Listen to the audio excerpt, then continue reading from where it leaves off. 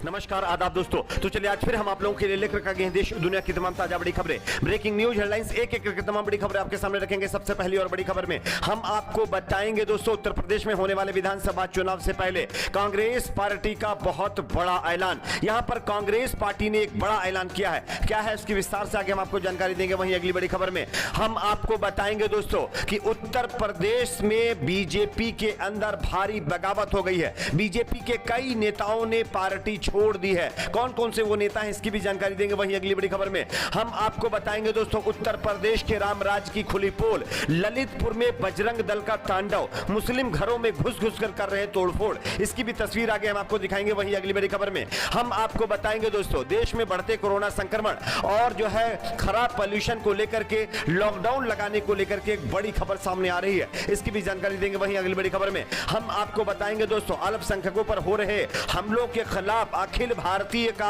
एक बहुत बड़ा आंदोलन शुरू हो चुका है मोदी सरकार के खिलाफ, इसकी भी जानकारी देंगे। वहीं अगली बड़ी खबर में हम आपको बताएंगे दोस्तों, उत्तर प्रदेश में सुहेल देव पार्टी के मुखिया ओपी राजभर का बहुत बड़ा आरोप, बीजेपी के ऊपर गंभीर आरोप लगाया है। क्या कुछ कहा है इसकी भी जानकारी देंगे। वहीं अगली बड़ी खबर में हम आपको बताएंगे दोस्तों, बीजेपी के जो है कार्यकर्ताओं के ऊपर लगा आरोप, नैनीताल में सलमान खुर्शीद के घर में हुई आगजनी और जो है अयोध्या पर किताब लिखने के बाद विरोध प्रदर्शन, इसको लेकर भी ताजा अपडेट है, इसकी भी जानकारी देंगे। वहीं अगली बड़ी खबर में हम आपको बताएंगे दोस्तों, अब चीन के बाद जो है नेपाल ने हमारे देश की 7100 करोड़ एकड़ जमीन जो है हड़प ली है, इसको लेकर भी अपडेट है, इस पर भी जानकारी देंगे। उससे पहले छोटी सी रिक्वेस्ट करेंगे दोस्तों, वीडियो को ज्यादा से ज्यादा लाइक करिए, शेयर करिए, चैनल को सब्सक्राइब जरूर कर लीजिए। बात करते हैं पहली और बड़ी खबर की। जैसा कि आप सभी जानते होंगे, आने वाले कुछ ही महीनों के बाद उत्तर प्रदेश के विधानसभा के चुनाव होने हैं, लेकिन उससे पहले कांग्रेस पार्टी ने बहुत बड़ा ऐलान कर दिया है। आप इस खबर को देख सकते हैं, कांग्रेस महासचिव प्रियंका गांधी ने सत्तारूढ़ भाजपा पर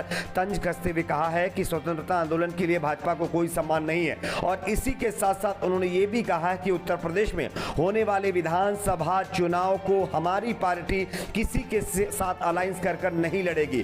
कांग्रेस पार्टी उत्तर प्रदेश के विधानसभा चुनाव सभी सीटों के ऊपर अकेले दम पर लड़ेगी। ये कांग्रेस पार्टी की तरफ से विधानसभा चुनाव उत्तर प्रदेश को लेकर के बड़ा ऐलान कर दिया गया है। कांग्रेस नेता प्रियंका गांधी वाड्रा ने रविवार को कहा है कि पार्टी 2022 के उत्तर प्रदेश विधानसभा चुनाव में 403 सीटों पर अपने दम पर चुनाव लड़ेगी। उन्होंने दावा किया है कि पार्टी चुनाव में विजयी भी होगी। अब देखना यह होगा कि विजयी होती या नहीं, लेकिन बात करते हैं अगली बड़ी खबर की। अगली बड़ी खबर यहां पर आ रही दोस्तों, बीजेपी के कई नेताओं ने छोड़ी पार्टी, बीएसपी में हुए शामिल। आप इस खबर को देख सकते हैं, सिद्धार्थनगर यानी उत्तर प्रदेश से खबर सामने आ रही है। डुमरियागंज विधानसभा से 3 बार भाजपा से विधायक रहे प्रेम प्रकाश उर्फ जिम्पी तिवारी के बड़े भाई अशोक तिवारी व उनकी पत्नी जिला पंचायत सदस्य क्षमा तिवारी ने सोमवार को अंबेडकर नगर में बसपा की सदस्यता ग्रहण कर ली है। बसपा के मुख्य सेक्टर प्रभारी बस्ती फैजाबाद मंडल घनश्याम चंद्र खरवार ने सोमवार को पार्टी की सदस्यता उनको दिलवाई है। उन्होंने कहा है कि भाजपा के पूर्व विधायक के भाई व उनकी पत्नी जो भी सिद्धार्थनगर की जिला पंचायत सदस्य हैं, बसपा में शामिल हो गए हैं। तो ये कहीं ना कहीं उत्तर प्रदेश में बीजेपी के लिए एक और झटके की खबर है, जहां पर बीजेपी के कई नेताओं समेत सैकड़ों कार्यकर्ताओं ने पार्टी छोड़ करके बीएसपी का दामन थाम लिया है। बात करते हैं अगली बड़ी खबर की। अगली बड़ी खबर आ रही दोस्तों, उत्तर प्रदेश के योगी के जो है रामराज की खुली पोल।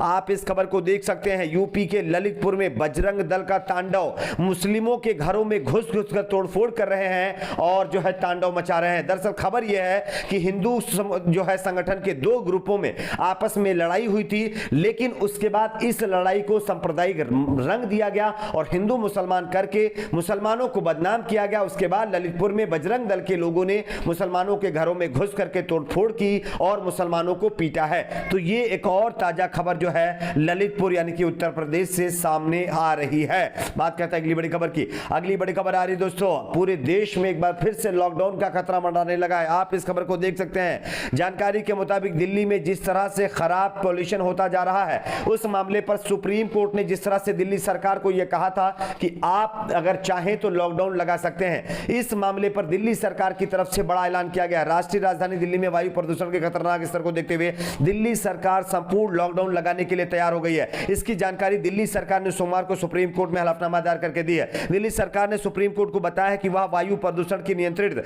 करने के लिए दिल्ली में संपूर्ण लॉकडाउन लगाने के लिए तैयार है। यानी कि पूरे देश में कई राज्यों के अंदर जिस तरह से कोरोना संक्रमण बढ़ रहा है, उस पर भी कई राज्यों के अंदर लॉकडाउन लगाया जा सकता है। साथ ही साथ दिल्ली में संपूर्ण लॉकडाउन लगने वाला है। बात करते हैं अगली बड़ी खबर की। अगली बड़ी खबर यहां पर आ रही दोस्तों, अल्पसंख्यकों के खिलाफ हो रहे हमलों के खिलाफ आज अखिल भारतीय का एक बहुत बड़ा आंदोलन शुरू हो गया है। आप इस खबर को देख सकते हैं। भारतीय मार्क्सवादी कम्युनिस्ट पार्टी यानी सीपीआईएम ने ईसाइयों और मुसलमानों पर कथित तौर पर बढ़ते हमलों पर चिंता जाहिर की है। इसको लेकर के सीपीआईएम ने केंद्र सरकार के खिलाफ 1 दिसंबर को देशव्यापी विरोध प्रदर्शन करने का ऐलान कर दिया है। सीपीआईएम पोलित ब्यूरो ने संघ परिवार से जुड़े संगठनों द्वारा अल्पसंख्यक समुदायों पर खास तौर पर ईसाई मुस्लिम धर्म से जुड़े लोगों के खिलाफ बढ़ते मामलों पर चिंता व्यक्त की है। सीपीएम ने दावा किया है कि सोशल मीडिया प्लेटफॉर्म फेसबुक के अंतरिक्ष दस्तावेजों में हालिया एक्सपोजर या भी रेखांकित करते हैं कि कैसे बीजेपी नेताओं ने कई मामलों में हिंसा को भड़काते हुए